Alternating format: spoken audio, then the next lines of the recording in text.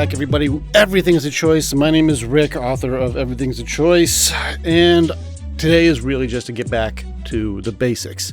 The whole thing with Everything is a Choice is there's a lot of layers to it, because it really does eventually get down to the very core of who you are. And the reality of things is throughout our entire life, we're never taught to really understand self-reflection. I think a lot of times we can be delusional or in denial about how good we are at understanding ourselves because you've been around you your entire life. But the reality is when you really start challenging the principles and or the existence of why you do what you do, or what are your true belief systems, or does the series of choices that you make really reflect what you want? Then people start getting defensive and upset and freaking out because we realize we don't have those answers. It seems like you should, but you don't. So let's get into the basics of Everything is a Choice. And by doing this, I'm going to kind of just say, what is Everything is a Choice? The reason we do Everything is a Choice training is because the opportunities are everywhere around you. They always are. They have been the entire time. They're always right in front of you. Most of the time, we're not taught to see with a huge amount of awareness or a high perspective, which means a lot of stuff is in your blind spot. You don't see it. Even if it's always been right in front of you, we run on autopilot all day, literally all day. Now, what I mean by that is every single thing that we're doing is a series of decisions. Turn the light on, turn the light off. What food you're going to eat, what food you're not going to eat. Are you going to drink this? Are you going to drink that? Are you going to work out? Or are you not going to work out? Are you going to push that down, or are you going to say something about it? It's all day long. Are you going to walk to the door? Or are you going to run to the door? Are you going to lock it? Or are you going to unlock it? We do a million things throughout the day that's all subconscious. We're on autopilot most of the time. And there's only a few things that are really on your list of things to do that you're conscious about. Now, don't get me mixed up that raising your awareness means I am turning on the light or turning off the light. It's not that extreme, but it's really just a recognition of I'm doing things with purpose, or I'm doing things with an awareness of I'm making decisions to move in a direction no matter what. Even if it's bad for what your goals are, you're moving in a direction, period. The point of Everything's a Choice is that those opportunities to change or to do things differently, they're all around you. Always. The job you're in, the relationship you're in, the choices you make for your habits, they're all at any given time all around you. And so you have to train yourself to see them more clearly to make it so your choices reflect what your goals are. Next up, we really have to raise your awareness to the possible outcomes. You have to go like, if I do this, it's possible this could go this way. Is that worth the risk or not for what I want to do? If you can start seeing clearly the way that your choices are going to affect either yourself or others, it makes it a little easier when you're objective to look at those decisions and make those choices a little more effective or advantageous to what it is that you want to do. Next up, you do have to find a degree of accepting accountability or responsibility for the shit you did. And it's actually can be just as simple as just saying, yeah, that's my bad, or yes, I did that, or nope, learn from that one, that's for sure. It doesn't always have to be some shame or blame fest. It's something simple as far as like, learned my lesson from that one.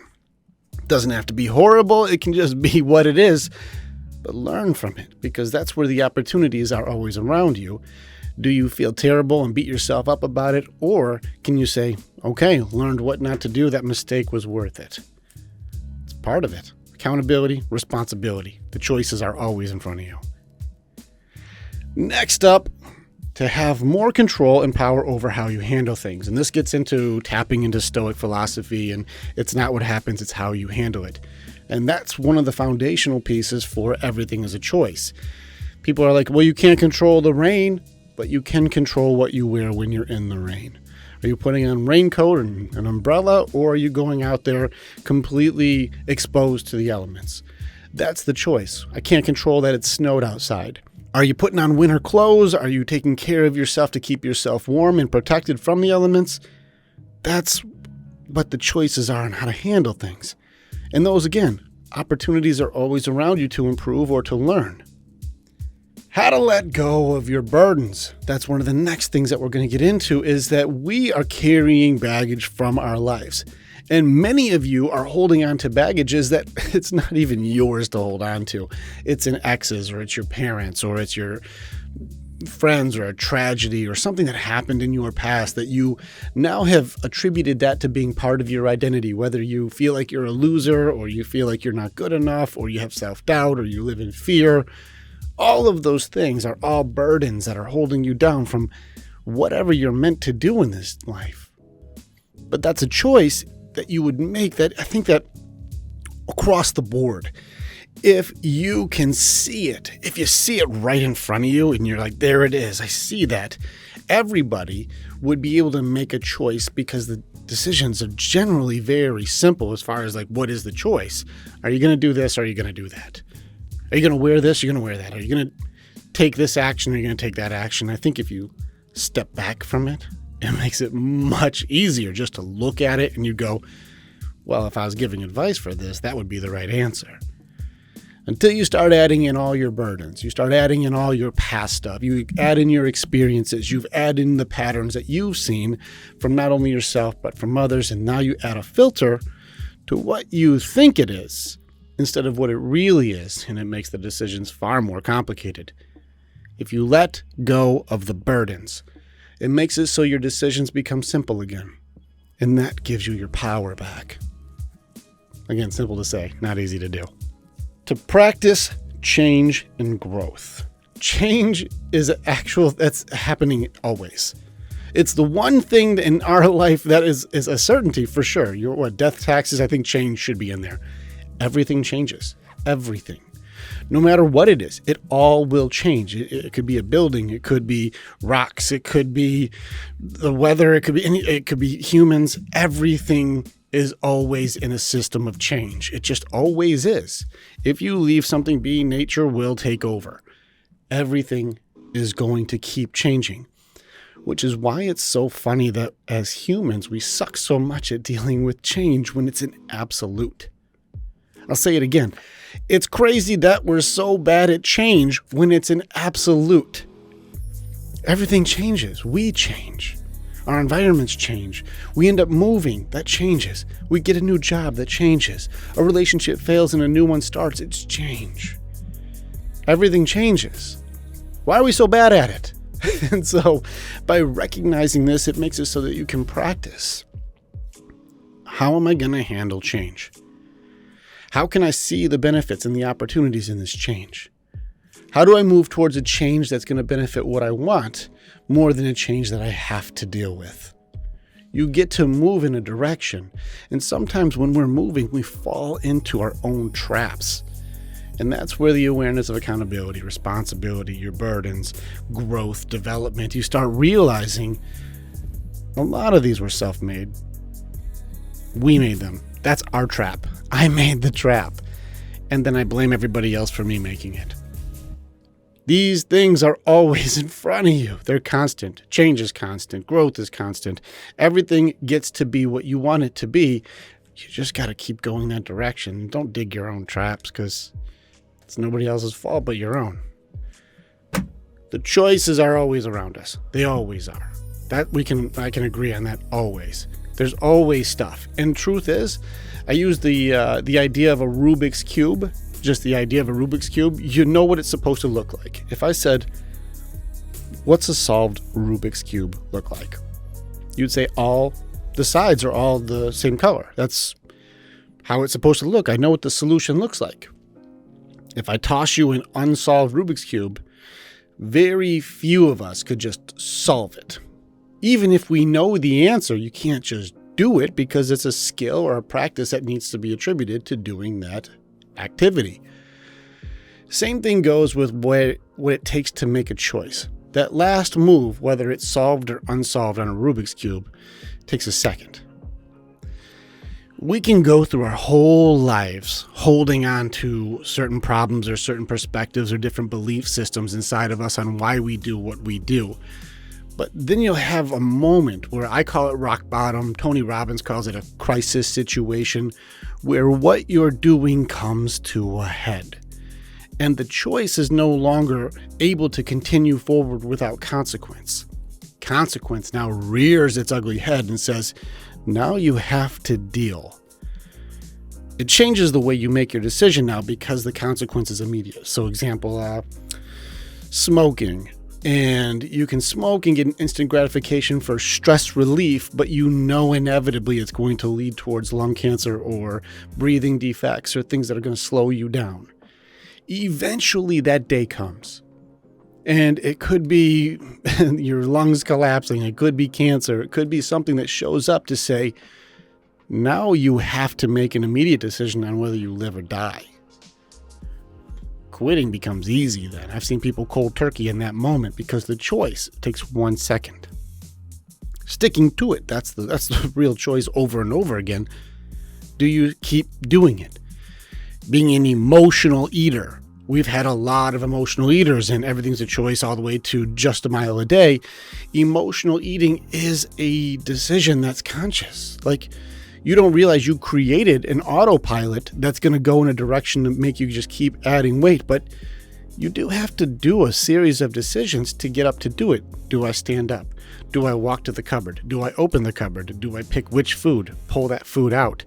Then I got to open and or start eating from whatever container it is it's already in. Do I finish the entire bag or the entire box? Like, there's a series of choices that have to happen for you to do this activity. Again, you click that sucker on autopilot, you don't even realize where it's going, but it's always going. But if you can catch, wait a second, I'm not an emotional eater, I'm just making these decisions over and over again to keep doing something that makes me happy for a minute, but long term leads me to feeling miserable, depressed. I feel guilty. I start feeling really bad about what I'm doing, how I look, how I feel. It even can lead you towards diabetes and lead you towards heart disease, high blood pressure. You start having different issues simply because you're trying to find an instant gratification in a way that you've identified yourself as an emotional eater. Oh, the systems that we create. But if you turn your awareness all the way up to seeing what it is as far as my decisions that I'm making and what happens with that, it makes it so you're able to see that you always have control. But it just takes 1 second for you to make the decision or the choice to say, I'm not doing this again. I know that I grew up in a very hostile environment and I was a hostile person. And I even acted in hostility towards other people. And I remember having a moment where I punched through a car window and scared the crap out of somebody. And I realized I'm becoming a monster. I'm becoming a terrible person, even in my own standards. I'm not going to do this anymore. I choose I'm going in this very second to stop being what would essentially be an abusive human being. I'm not doing it. I'm not going to be that guy. And in that 1 second of decision, I changed my entire belief system, my entire upbringing, my entire development. Everything that I've ever known, I decided I will go against. And I made a decision in a moment, 1 second, that I will not be what I was shown to be. I will not be the way I was treated. That's where I say everything is a choice. It's always right in front of you the whole time. It always has been. And so that's why it's important for us to recognize those rock bottom moments, the moments where the crisis situation comes up. It's inevitable. Now, no different than a New Year's resolution, you don't have to wait until New Year's to make the decision to do something about it. You can do it whenever you have the thought. And that's why practicing awareness makes it so those decisions and opportunities that are hidden in your blind spot now can get exposed and make it so you can look at the simplicity of the decision. Remove the old barriers, remove the filters, remove the blame, the shame, the judgments, and say, what do I want? And then you can make a decision to start doing things about it. That's the foundation for everything is a choice. Now, damn, I just went on for that's an extra 15 minutes of just talking. So look at yourself. Look at what you've got. And if you're struggling, the answer is, it makes sense. There is no training on this. And so finding a mentor or somebody who's like, hey, I'm going to guide you through being able to see what you've got so you can make the decision to do something about it. That's just fast forwarding years of you becoming what? A psychologist? You becoming your own therapist? Let's be serious. Fast forward yourself a few decades of just listening to somebody like me, or there's multiple other guys who do this. Talk to somebody who's able to go, let's break it down. We all have different ways we learn. We all have different things that we need. I go more logic. Some people are more emotional. Some people are spiritual. Figure out what it is that you connect with and then make the choice to do something about it. Otherwise, you're just running on autopilot. And pay attention to, where's this thing going? Everything I'm doing is on autopilot. But really, it's just choices that you're just not taking accountability for. So much to unwrap. Anyways, some of you, I just blew your minds. Some of you want more. Click another episode if you want to. Subscribe to some stuff. Do all the things. You know the buttons.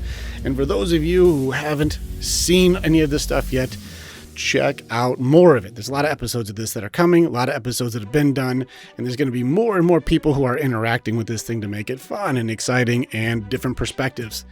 Leave a comment, say some stuff. I want to hear from you. And if as soon as you start realizing how all of this stuff works, you'll realize too that your autopilot and things around you, it's just like everything. It's a choice.